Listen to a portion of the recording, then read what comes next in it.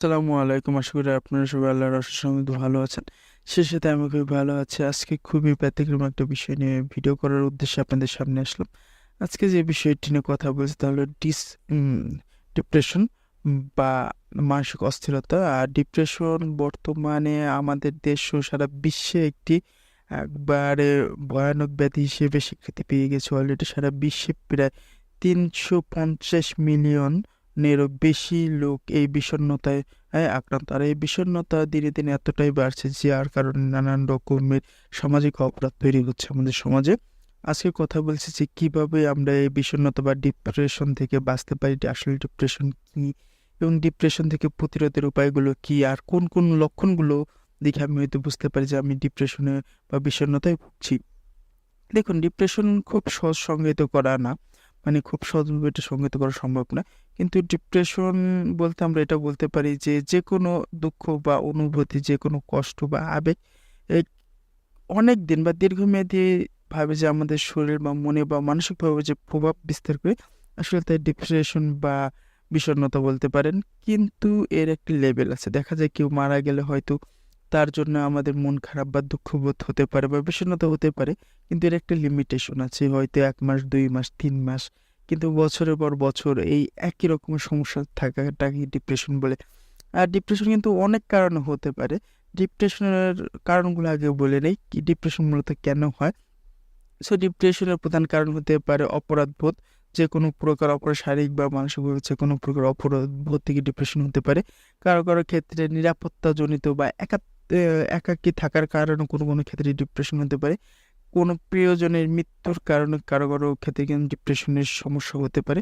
কোনো ক্ষেত্রে বংশগত প্রভাব থাকে ডিপ্রেশনের পিছনে, দেখা যায় জেনেটিক সমস্যা হতে পারে। কারো, কারো জীবনযাত্রার মানের কারণে ডিপ্রেশন হতে পারে। কোনো প্রকার বড় রকমের রোগের পার্শ্ব প্রতিক্রিয়া হিসেবে কিন্তু ডিপ্রেশন হতে পারে। বিশেষ করে অনেকে দেখা যায় যে মেন্টাল সমস্যার কারণে কিন্তু ডিপ্রেশন হতে পারে। অনেকে দেখা যায় যে উম মাথায় বা হার্টে খুব নিকটে বা খুব তাড়াতাড়ি তারা অনেকে হার্ট বা ব্রেন স্ট্রোক করবে, তাদেরও কিন্তু এইরকম সমস্যা হতে পারে ডিপ্রেশন। অনেক ক্ষেত্রে কিন্তু ওষুধের প্রভাবে ডিপ্রেশন হতে পারে। কাজের প্রতি অনীহার কারণে কিন্তু ডিপ্রেশন নিয়ে হতে পারে। এখন আসি যে কিভাবে আপনি বুঝবেন যে আপনি ডিপ্রেশনে ভুগছেন বা আপনি বিষণ্ণতায় ভুগছেন, এটা হলো আমাদের জানতে হবে। মানে প্রাথমিক লক্ষণগুলো হলো আপনি কাজের প্রতি অনীহা।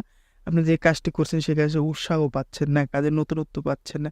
একই কাজ বারবার করছেন। এটা কিন্তু ডিপ্রেশনের আরেকটা কারণ হতে পারে। তৃতীয়ত হতে পারে আপনার খাদ্য অভ্যাস সে পরিবর্তন, বা আপনি খাদ্য অভ্যাস পরিবর্তন করছেন কিন্তু আপনার মুখে রুচি নেই, বা একই অনেকদিন যাবৎ একই রকমের খাবার খাচ্ছেন এবং দ্রুত ওজন বেড়ে যাচ্ছে, এগুলো কিন্তু ডিপ্রেশনের কারণ হতে পারে। দীর্ঘকালীন অনিদ্রা বা ঘুমের সমস্যার কারণে অনেকের ডিপ্রেশন হতে পারে যে আপনি প্রাপ্তবয়স্ক হিসেবে আপনার যতটুকু ঘুমানোর দরকার আপনি সেই হিসেবে অতটুকু ঘুমাতে পারছেন না। এই কারণে কিন্তু আপনার ডিপ্রেশন হতে পারে। আরেকটা যে প্রবলেম হতে পারে অবসাদ। দেখুন, অবসাদ আমাদের কিন্তু বিষণ্ণতার একটা মুখ্য একটি কারণ।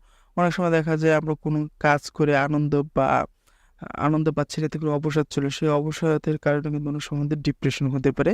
আবার নিজেকে নিজের মতো গুটিয়ে নেওয়াকে একটা সময় কিন্তু ডিপ্রেশনের হতে পারে।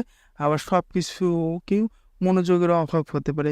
আরেকটা ডিপ্রেশনের কারণ দেখা যাচ্ছে আমরা কোনো একটা কাজ করছি, সেই কাজে আমাদের মনোযোগের অভাব আছে। সেক্ষেত্রে কিন্তু ডিপ্রেশন হতে পারে। কারো, কারো ক্ষেত্রে গ্যাস্ট্রিক এবং মাথা ব্যথার সমস্যা থেকে কিন্তু ডিপ্রেশনের জন্ম হতে পারে, বদহজম থেকে। এখন ডিপ্রেশন থেকে মুক্তির জন্য আপনি কি করতে পারেন? দেখুন, ডিপ্রেশন থেকে সর্বপ্রথম মুক্তির জন্য আপনার যে মেজর প্রবলেমগুলো তা সর্বপ্রথম আইডেন্টিফাই করতে হবে যে আপনার কোন বিষয়টা ডিপ্রেশন মনে হচ্ছে। কারো মৃত্যুতে যদি আপনার ডিপ্রেশন মনে হয়, বা কারোর সাথে আপনার ব্রেকআপ হয়েছে সে বিষয়ে ডিপ্রেশন মনে হয়, বা এরকম যে বিষয়গুলো আছে তা আগে আপনার ফাইন্ড আউট করতে হবে। ওটা ফাইন্ড আউট করার পরে আপনি পদক্ষেপ নিবেন যেটা কিভাবে ফাইন্ড আউট করতে পারেন। এরপরে আপনাকে প্রয়োজনীয় মেডিসিন গ্রহণ করতে পারেন। কোনো সাইকোলজি বা থেরাপি নিতে পারেন। এরপরে আবার আপনার যদি রুটিন মাফিক চলার চেষ্টা করতে হবে। যারা আপনি ডিপ্রেশনে ভুগছেন তাহলে আপনার হয়তো দেখা যাবে প্রতিনিয়ত ব্যায়ামের অভ্যাস করতে হবে। কিছু যদি বাজে অভ্যাস থাকে সেই অভ্যাসগুলো ত্যাগ করতে হবে। বই পড়ার অভ্যাস করতে হবে। দেখুন, ডিপ্রেশন অনেক কারণে হতে পারে।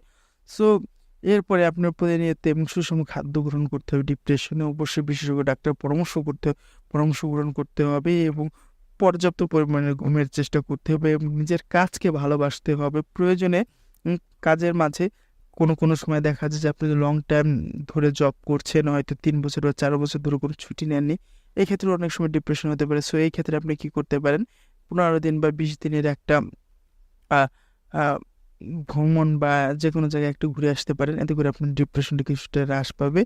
আর একটু আনন্দ মুহূর্তে সময় কাটাতে পারেন। আর অবশ্যই বা সাইকোলজিস্টের পরামর্শ নিবেন। আর ডিপ্রেশন খুবই মারাত্মক একটি রোগ। বর্তমান সময়ে মানুষ আত্মহত্যা করার পিছনে ডিপ্রেশন একটি মেজর ভূমিকা পালন করে। ডিপ্রেশন অনেক কারণ হতে পারে, অলরেডি বলছি। তাছাড়া কিন্তু অনেকগুলো কারণ আছে। কর্মহীনতা বা চাকরির জন্য বিয়ে করেছেন, ফ্যামিলিগত অশান্তি বা পারিবারিক অশান্তি, অনেক কারণে ডিপ্রেশন হতে পারে। সো ডিপ্রেশন কিন্তু বর্তমান সময়ে খুব মেজর একটা প্রবলেম হয়ে দাঁড়িয়েছে আমাদের দেশে। সো এরকম ভিডিও পেতে অবশ্যই আমাদের ইউটিউব চ্যানেলটি সাবস্ক্রাইব করুন।